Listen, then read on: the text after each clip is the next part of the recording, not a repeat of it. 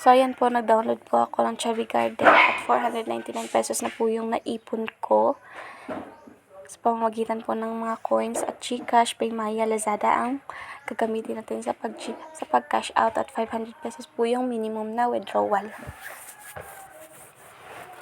Okay po, lalaruin na po natin. Ayan nga po, naipon ko na po yan. Then, 2,401 na po yung naipon ko sa green na pera. Makakuha niyo po yan after 30 days na pag-login. Hindi na nga po siya nagdadagdag yung yellow coins. Hindi na po siya nagdadagdag kahit 0.1. Hindi na po siya nagdadagdag. Ewan ko po bakit. Ito nga, check-in, 160 pesos per day. Kada check-in mo, makakatanggap ka ng 160 pesos. Tapos, kailangan mo yung tapusin yung daily task na 4 na mga gift box. Kasi may laman yan na pera na green. Ayan, tapos ko na nga po.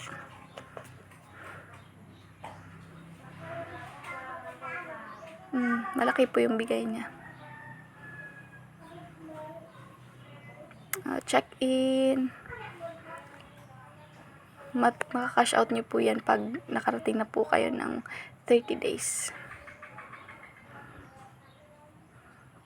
Okay, balik po tayo sa paglalaro.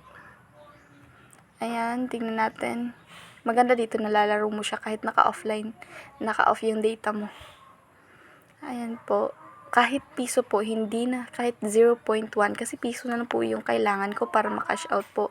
Kaso, hindi na po siya nagbibigay. Kaya, masasabi ko po dito sa app na to is fake po siya. Hindi po siya nagbibigay ng totoong pera. Kaya, wag na po kayong mag-download kasi hindi po talaga to totoong earning app.